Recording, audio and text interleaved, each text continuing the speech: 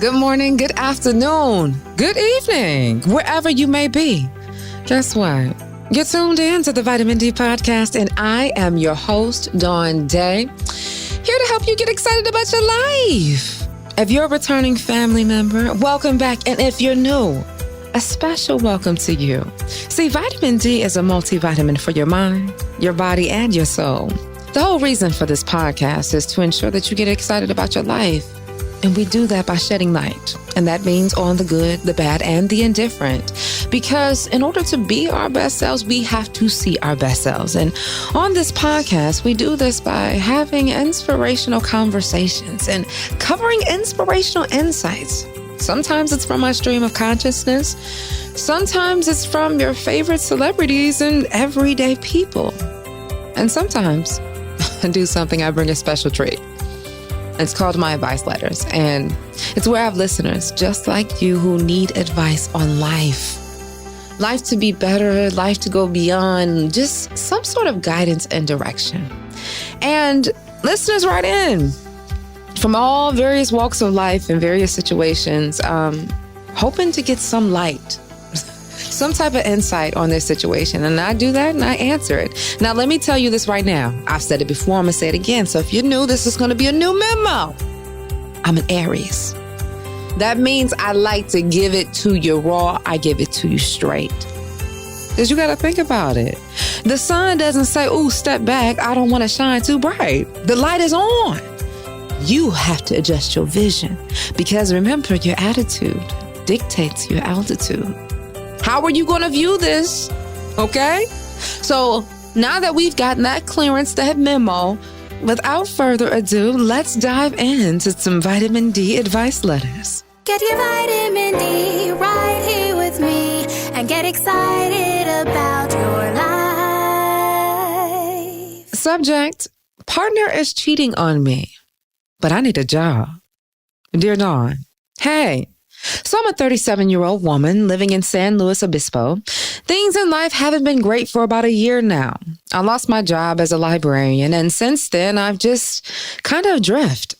I've spent the first couple of months feeling out of sorts, then spent a month trying to get back in touch with myself and my body.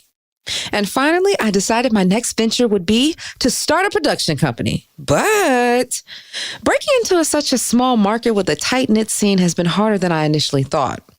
It's really kicking my butt and has really had an effect on my self-esteem, almost as much as of an effect as it has on my wallet.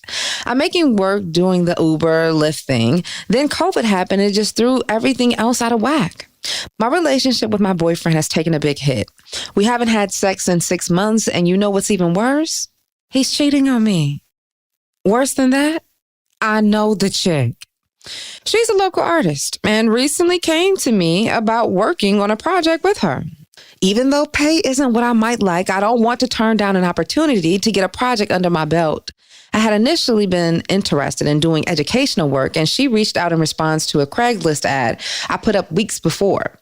We run in different circles, and I was hesitant to take on something not really in my field, but I met her to talk about a project in February, and we've been in touch sporadically about it since. She recently said she wanted to start this upcoming spring, and I was stoked. That wasn't until I found out in my boyfriend's phone, the Ahmed that he's been texting constantly has the same number as the artist. I read through their messages one night, and it seems like he's been keeping her in the dark about our relationship. Dawn, I don't know what to do. Do I confront my boyfriend? Do I reach out to the other woman and possibly lose the opportunity? Do I swallow this and just do the thing with the other woman and address it later? Please, I'll take any help you could give. Girl!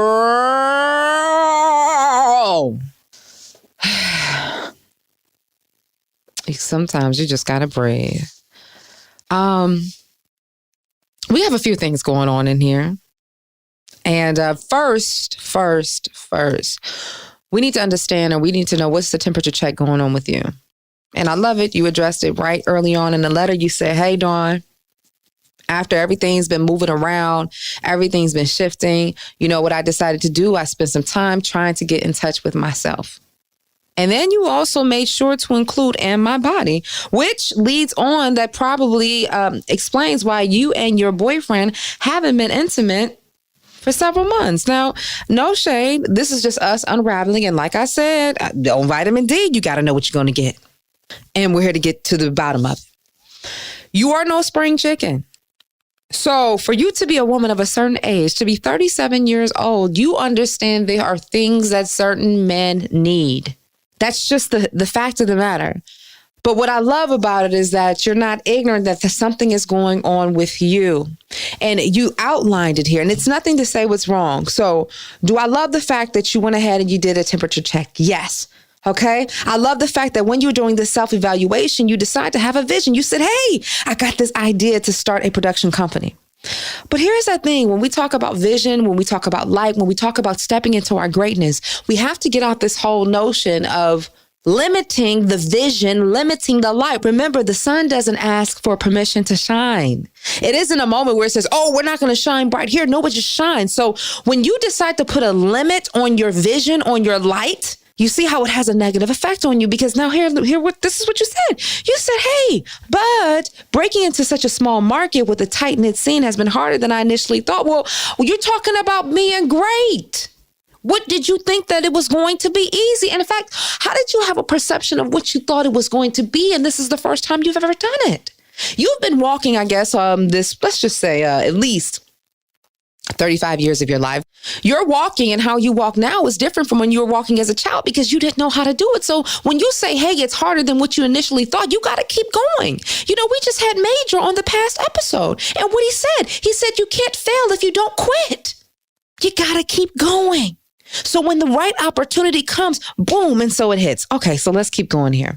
So you said, yes, it's really kicking me in my butt and had an effect on my self-esteem. Well, fortune favors the bold. How bad do you want it? Remember, you're asking to grow. See, everybody can be in the ordinary bubble, but when we talk about being extraordinary, we have to step outside of that realm. Well, that's going to take some reaching. That's going to take some being uncomfortable. That's going to take extra work. That's going to take extra time. But remember, it depends on what you want. Hence, that's why the first thing I wanted to address before we talk about, hey, Dawn, do I stay with my man or work with this woman? Do I do both, or what I do? We need to do a temperature check on what's going on with you. Okay?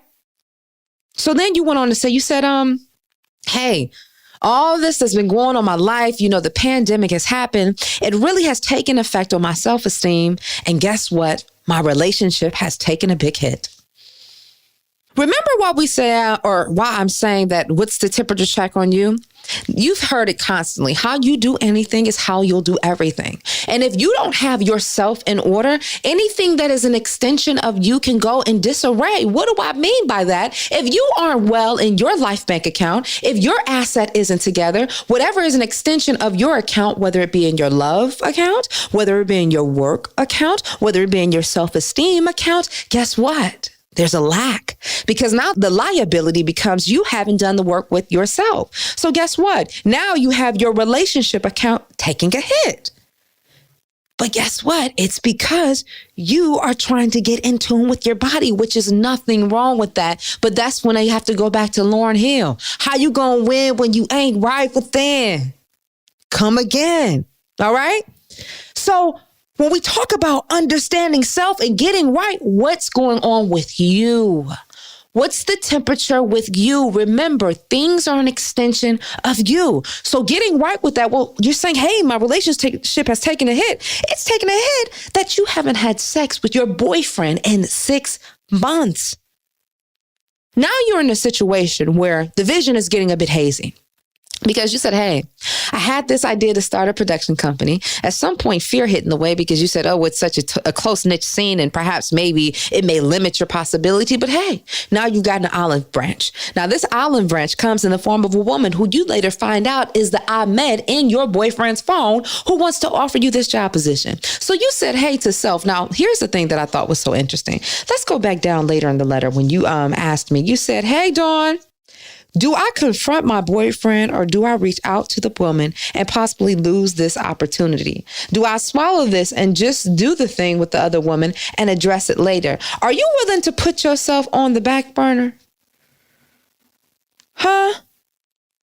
Are you willing to say self, Because remember, how you're going to win if you ain't right within. You're putting yourself on the back burner about what serves you. Because remember, if it's not adding, it's subtracting. If it's not a deposit, it's a liability in your account. And what this is about the balance. But guess what? The only way to understand the balance of it is for you to be honest with yourself. You have to ask yourself this. Do you know who you are? Has this relationship been over? But more importantly, how grown do you want to be? How grown do you want to handle this situation? Are you at a level of communication that you're going to communicate with your boyfriend and say, hey, this is what's going on? Because you're going to be in angst. You're going to be looking over your shoulder if you feel any amount of jealousy or you feeling type of anguish. It's going to affect in the work. Now, the one thing I can say that, not that I appreciate, but one thing that says on a high note when looking at this other woman is that she's completely oblivious to it. So I'm sure that there's no malice on her end, but it doesn't stop the fact that when you see her, are you thinking about, was she with your man the last night before? Are you going to be thinking about every time she's texting the phone that it could be your boyfriend? That's not a peace of mind. And remember, everything's an extension of you. How you going to win if you ain't right within? At what point are you going to be honest? And only you know the answer to that. Is he where you want to be? Now, one thing I did highlight, as I noticed in the letter, is that you said the pay isn't what I might like. So meaning there's more in abundance. Do you want to be in a situation where you're going to be frustrated and you can't think? Right now, remember, you're getting to the heart of the matter and you have to understand that you have to get to yourself. Now, is this going to be a matter of you having to remove yourself from one situation or the other in both? Only you know that. But what it sounds like is that in this relationship, you're not able to give your boyfriend what it needs.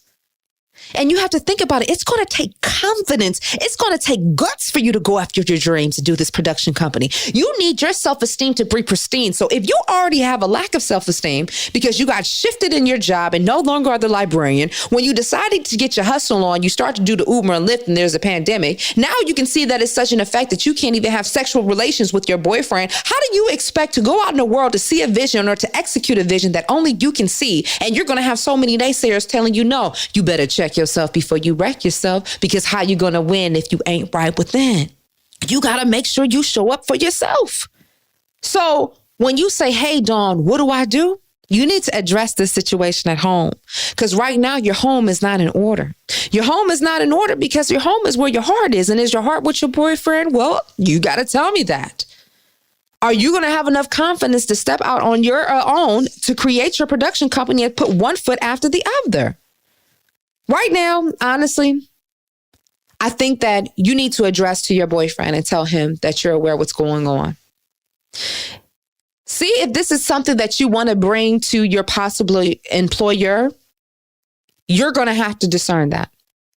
If you find that it's having an effect on you, dissolve it all. Start from square one, because remember, when you're already down, at least you can look up, you can get up, and that's when you're going to propel from there. But you need to get self in order. You got to love on yourself, and you got to do it right.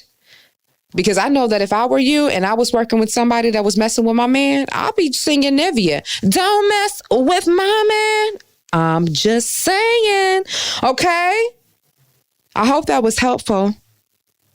Because here's another thing. Even if this situation and you decide to leave this relationship, even if you go on to another relationship, because remember, every relationship is about communication. You're unable to even have a communication relationship with yourself to understand to step into your sexy. That's probably preventing your relationship with your boyfriend. Who's to say when you go on to the next relationship that that's going to prosper? Then are you going to be in the same situation because you can't get down with him? Come on. I'm just saying, is this going to be the same situation? Is this going to be on the repeat? All right. Thank you for writing, and I appreciate your honesty and willing to show up to do the work. Okay. All right. Next letter. Subject: long distance with a guy I have a great physical chemistry with. Living with a guy I have good emotional chemistry with. Okay. Dear Dawn. Okay. So I don't think I'm a bad person deep down, but I feel like one right now. I would really appreciate your advice. So I've got 2 boyfriends. I know. It started out as a thing 2 years ago when my at-home boyfriend, AHBF, took a break. I went home to the East Coast to get a handle on myself emotionally. And while I was there, I had a fling with this guy. We had and have really good chemistry, but he's not particularly focused on anything and just kind of drifts through life. He has the benefit of a trust fund, but that's another letter. But the sex is great. It was nice. And I could have seen myself ending up in some sort of thing, but I ended up making up with my at-home boyfriend, AHBF, and came back to LA.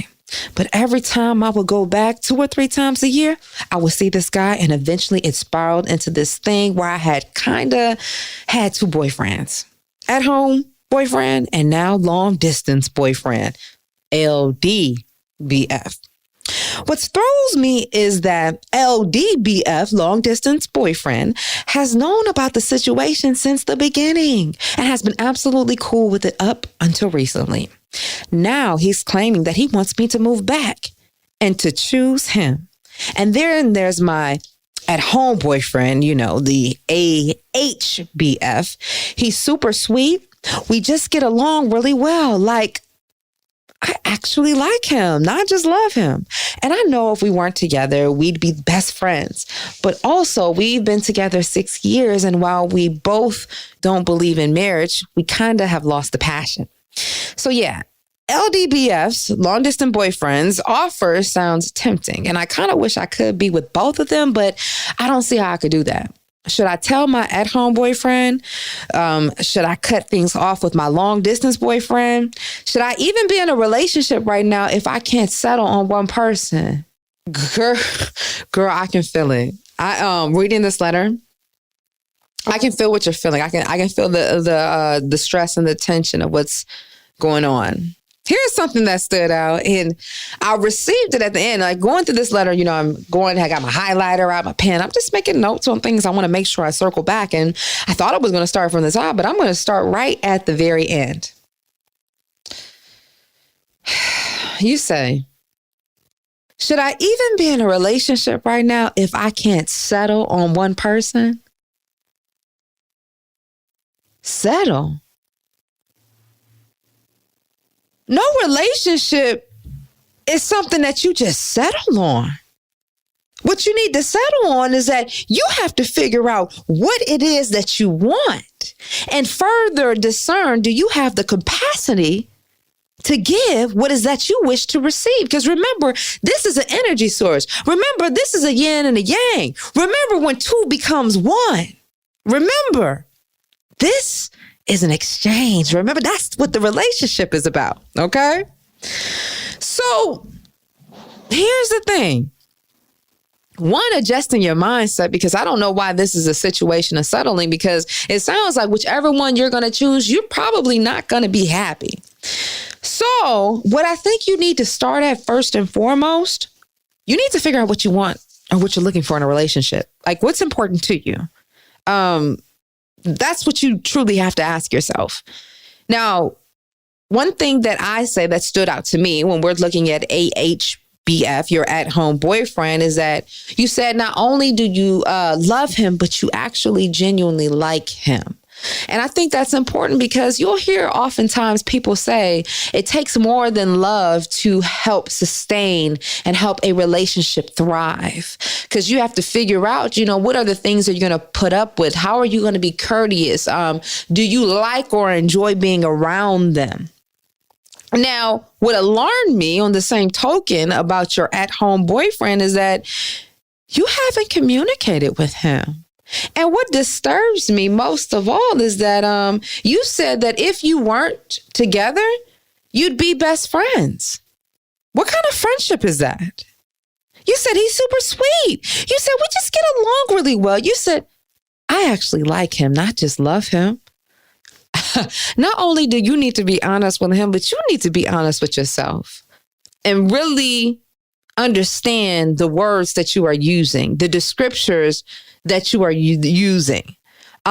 Because life is a journey. What happens when you fall? You get up, you get a wound, it has to heal. Here in your situation, you said, hey, Whether or not it's quote unquote a marriage for any sacral, official, or religious purpose sake, you have a union of you two together. And you said you lost the passion. So when does it come in that you do the work to help ignite it, to help find it? Because remember, how you do anything is how you do everything. So what, you're going to go on this whole lie that you're living? What do you want? Now, I'm not going to completely fault you for dipping in 2 flavors of the Kool-Aid, because you're confused. But what's unfair, and where do I fault you at, is that you're not giving your at-home boyfriend that you've been for the past 6 years the choice to decide if he wants to be there. Why? Well, again, I'm going to give it to you raw, because it sounds like you're selfish. You're just thinking about what it is that you want. When you wanted to leave and you wanted to get some time to breathe, you went back home so you could emotionally get together. And you got to realize that when you're saying, oh, I'm going to go back home, what are you adding to the union? Remember, it's not a situation where you want to come with something that's lacking. You don't come half full. You come full so that your union to come together so that it's an overflow. And when we talk about depositing and liability, you're automatically trying to take from his account. Because you aren't showing up full as your best self. You aren't showing up full to know what it is that you want. And it's not that it's wrong. It just comes to a point that you're going to have to take some time to do your work for yourself. Do you understand what I'm saying? If this is your best friend, be honest. If this is a situation of where you're talking about igniting, you're going to have to find it back, because how you do anything is how you do everything. If you can't be honest in this situation of you saying somebody that you like, what is going to happen when it's the new job? What's going to happen when it comes down to your children? What's going to happen when it comes down to your work ethic? What's going to happen to that? Now, when we talk about the whole situation of this long distance boyfriend, you said that there's a chemistry. But is this something that you can sustain? Is this something that when you are upset and you're not feeling like you really love on this person right now, you're going to be able to stand to like being around them? Now, you said, oh, they're a trust fund, baby. So that's a whole other conversation. Whoa, you better start talking about that now. Huh? Now, is there anything wrong with finding some security in somebody that can financially take care of you? No. But again, that's where you're going to have to be honest and realize what it is that you want, because you got an at-home boyfriend right now that loves you. And while you're figuring out what it is that you want, you got to realize or figure out what is it that you love about this fling with this long distance boyfriend. Because there's something that you're ignoring, because you said that there's something that he's lacking. And remember, when we talk about being vitamin D, we talk about how the light fills up the room. Hello? Light opens way. We need to open up what it is about what you're willing to overlook with this long distance boyfriend. And more importantly, we need to understand why. Because right now you got an at-home boyfriend that if you say is your friend, well, perhaps you have to be honest and say that you don't deserve him. Because right now, you out here riding around and getting it. Communication is key, and don't forget that. And that even means with yourself. What do you want? Let me say it again. What do you want? Remember, if you can't identify what it is that you want, you will go in any direction. So when you say, hey, Dawn, should I even be in a relationship right now if I can't settle? Probably not, because you're trying to settle. Because we all deserve the best. You said it right in the beginning. You said, I don't think I'm a bad person, but deep down, I feel like I am. Do you see this avoiding process that keeps going on here? You're avoiding being honest with your boyfriend that perhaps there's some type of passion lacking. You're avoiding the idea of whether or not you're going to be with this long distance boyfriend, and avoiding the fact that there's stuff that he lacks, but yet you're willing to, as you quote, these are not my words, to settle. Now, let's not forget that this long distance boyfriend from day one knew that you had a boyfriend. So I don't know what playing field that puts you at. I don't know what ease that puts you at, but I can't say he's worse off, because he knew from day one was cool with it. And you knew from day one that you never told your boyfriend. So again, for you to say that you're not a bad person, you got to do some self-reflection, because right now it sounds like you're only viewing it from your perspective, and that's very selfish. You know what I'm saying? And I'm not trying to be shady. I'm just saying I need you to look at it from a 365 perspective, because you have other people that you said that you love, people that you said you care about, lives, emotions, and essentially their spirits at stake. Okay? All right. Let's go on to the next one. Subject: girlfriend won't pay. Dear Dawn, I'm 34. I think I have a pretty good job for myself. I got a full-time job, I own my own house, and I have a thriving side business. I'm busy, but I've also managed to cultivate a 3-year relationship, and we've already been talking about marriage, especially when we're getting romantic. But honestly, sometimes I think she's with me out of convenience. She's from a poor family, so I essentially pay for everything. Every time we go out, whether it's because for a special occasion, she doesn't feel like cooking, or she doesn't too much like the food that I make, I end up paying. But due to COVID, we don't go out as much anymore, so it really hasn't been an issue. Honestly, she's truly a joy to be around. She always sets up little surprises or even makes dinner. This past March, she lost her job. And since then, she really hasn't shown any interest in work. And while I do enjoy her company and think she's not really taking up space, I think it's unattractive in that slow grinding way that she doesn't really want much. I guess the not paying hang up is an extension of that. Am I over it, or am I overthinking it? Anyway, I would appreciate any input you might have. Thanks. Whew. I'm looking at this letter from a couple different angles. One, I gotta say, bravo to you, brother, because that's something to be said. To be 34, you got your job, you got your side hustle, and you are able to maintain a relationship. That it means that you juggle and you know what it is that you want. Okay? Now, you've been in a relationship for 3 years, and you're considering taking it to the next level because there's a conversation. And I know that this is something serious because we just pointed out that you are a man who gets what he wants. You understand commitment. You own your own house, and now you found this young woman. And now you're in a situation where you don't know if she's after you or for your money. Now, you pointed out a couple of things. You said that she's from a poor family, on top of the fact that she just lost her job. There's a pandemic going on. Now, you're caught up, and I want to say caught up in your feelings, but pardon me. You're caught up in the notion because you say you have to pay for everything. Now, you don't know if she's with you because she loves you or out of convenience. There's nothing wrong on two fronts. If we want to talk about financial perspective, when you say, is she with you because she's with you, you have to think about with every relationship, there's an exchange. And if your asset that you're bringing to this relationship is because that you bring a financial cushion, a financial support, that's what you offer. But in the same token, don't forget that you just said that she offers you joy, that she brings you a different thing. So you got to understand that a lot of tokens opposite attract. Now, if we're talking about strictly from a financial perspective, brother, I think you better check yourself, because now you're missing the point of the relationship. However, if we're looking from the perspective where you're saying her lack of ambition isn't there, that's different.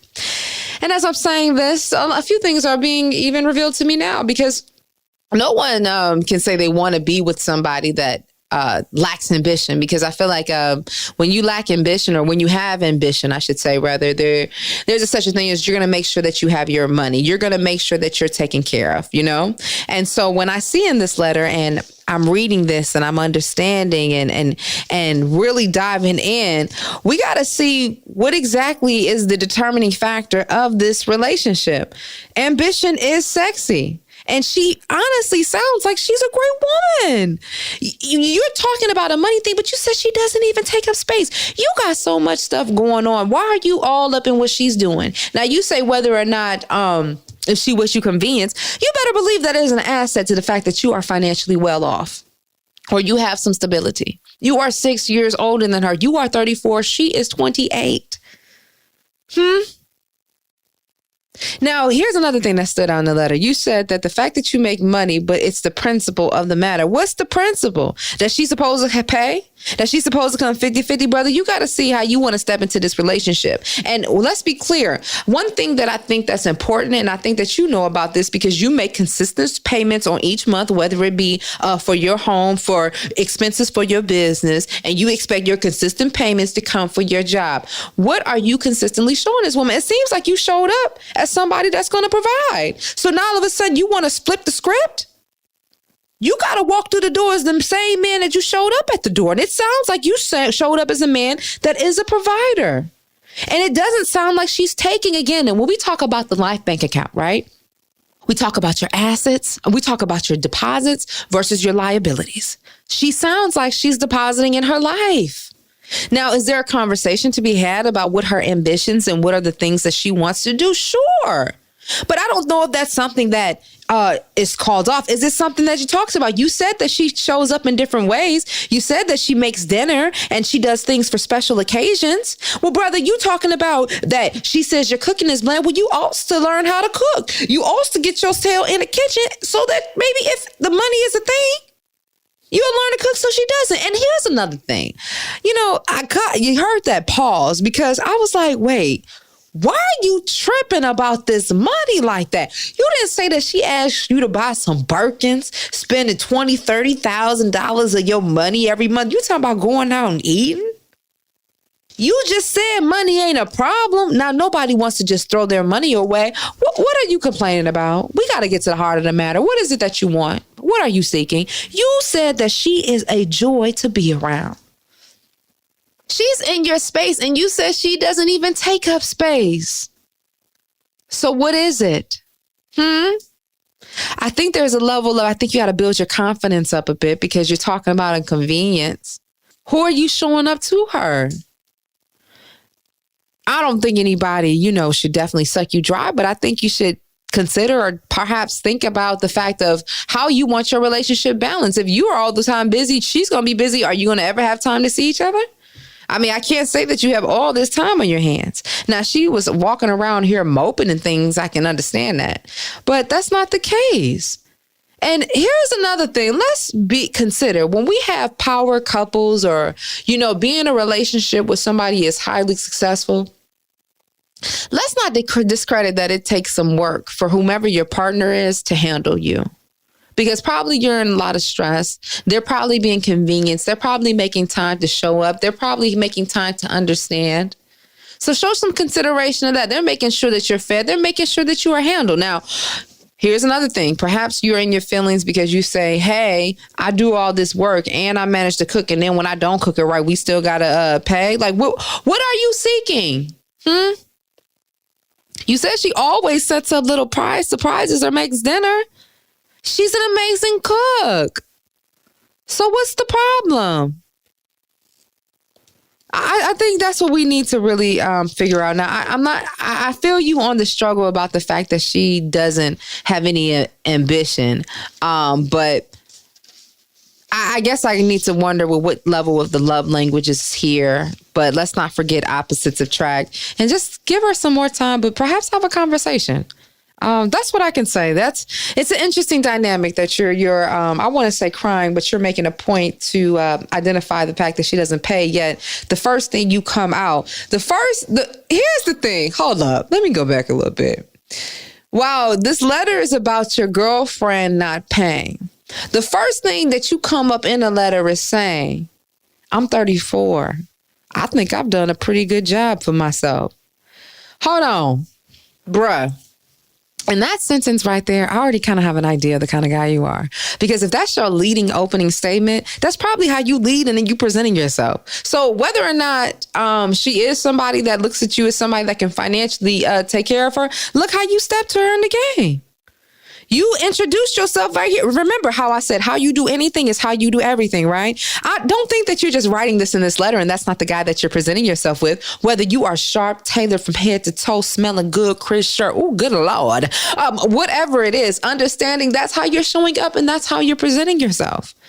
I think sometimes we forget about that. So how much can we fault her? The fact that she finds comfort in knowing that you can take care of her. But how about we identify why you are making an issue that she isn't paying when the first thing that you come out in this letter is saying, dang, I've done a pretty good job for myself. I got a full-time job, own my house, and I have a thriving side business, You putting it out there, brother. So if you say that she is a joy to be around, that she sets up little surprises, that she makes dinner, enjoy your woman. Have a conversation. And you probably need to figure out what's your love language, because you're focusing on money even though you got enough of that.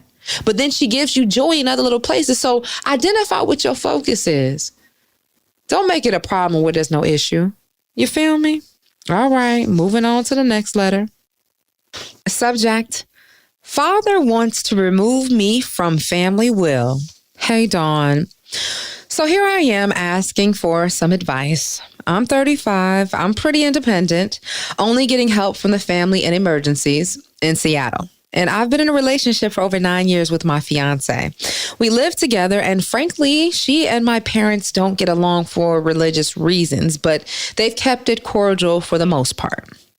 When I went over to my parents' house to drop off a few things the other day, my father suddenly told me that if I am with this person and I decide to choose to stay with them or marry them, I am out of the will and they will donate the house and everything to a charity. That he doesn't want to choose between me and God. They don't like her non-religious lifestyle and can't fathom why I am with a heathen. I brought up that if I was with anyone present or in the past, it's not their life. He states that he doesn't want it to be an ungodly household. Frankly, I'm taken aback. I've always had a healthy relationship with my parents. They don't care that I'm gay, and they've always said that it's my life. But at this rate, I'm stuck with a choice, and it's not right in any way. How do I address this without letting it tear my family apart? Thanks in advance. I do appreciate it. Baby, you better do what makes you happy. You got to live your life. Living in your truth takes courage. And living in truth and being in truth is also stepping in the light. Now, while that's pretty messed up that your dad, and I use messed up loosely because on the basis of him dictating where he's going to get the money depending on who you're choosing to live your life with, regardless of the fact they're happy, is that your reliance on what your dad is willing to do. Now, kudos to your fiance. 9 years in the game, and you still talking about in emergencies, you got to reach out to your parents. I mean, that's a blessing, but that's a stretch. Because at this point, I need you to stand on your own. I also wonder where you stand in your level of commitment. Are you afraid to take care of yourself? Because you're lucky that your girl has been waiting on you this long. But while we tackle that part first and foremost, because we need to make sure that you're consistent. Because remember, the reason probably why we can identify why this letter is definitely written and why it bothers you, because you're in a bind of a situation where you feel as though, or the way things, your circumstances are, you are being led whether or not you can financially support yourself. Because whether you are relying on your parents to give you money in those quote unquote emergencies, you said that at the top, or whether or not they are going to give this house to you. At some point, you're going to have to grow up and take care of yourself, baby girl. You know, you're 35. You've been with the same girl for 9 years, and where is the progression? And I understand that we all go through difficult times, but when you have something dictating how you want to live your life and it's based on a financial tie, then you have to check yourself. Why are you relying on some type of outside support from your family and you are grown? Another thing, let's break down the letter even some more. How do you want your home to be established? Do you want it to be contingent on how you choose to live your happiness? Like your parents are saying it's going to be an ungodly home, but we know that Jesus is love. So you better love and live in your truth. You said it yourself. It's not their life.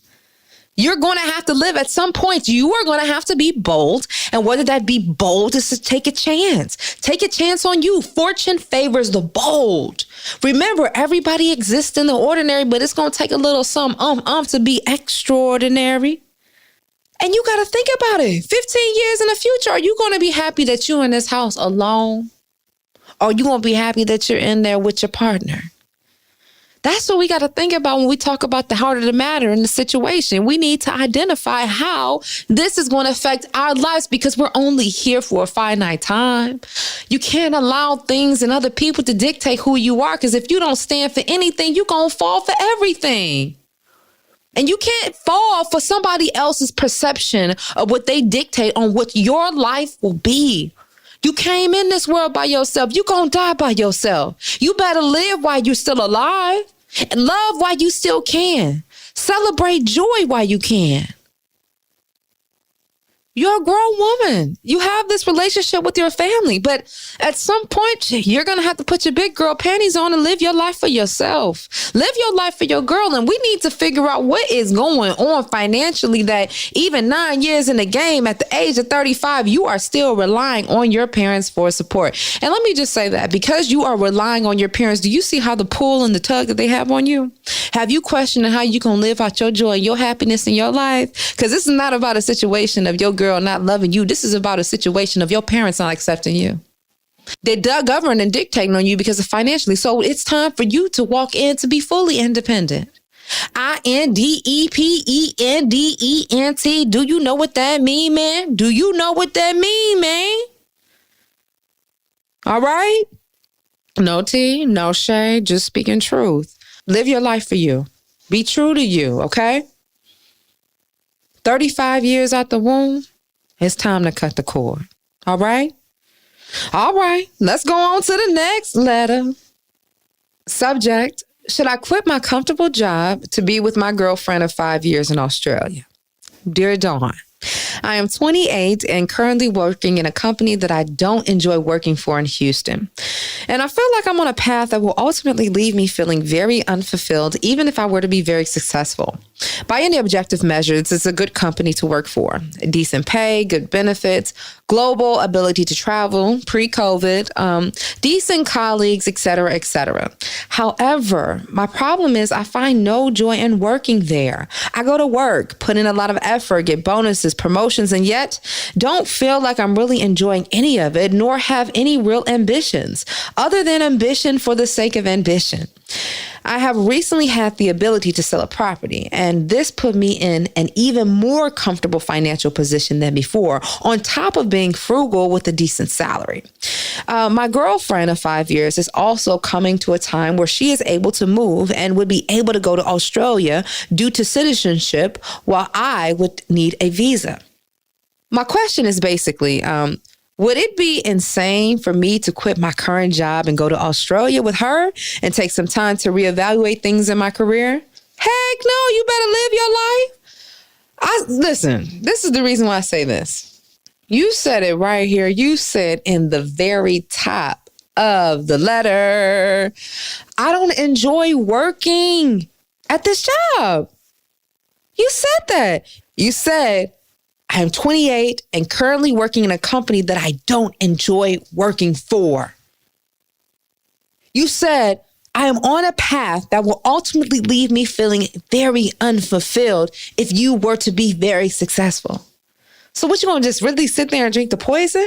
We gotta really check ourselves before we wreck ourselves. I've been saying that this entire time. You got to really evaluate the choices with the decisions that you make in your life. Do you hear what I'm saying? You're going to sit there and die? Do you hear what you're saying? Do you hear the words that you wrote on this paper? In this email, you said, Dawn, I can't breathe. And I've decided to turn off the oxygen. You go on to say is that my problem is I find no joy working there.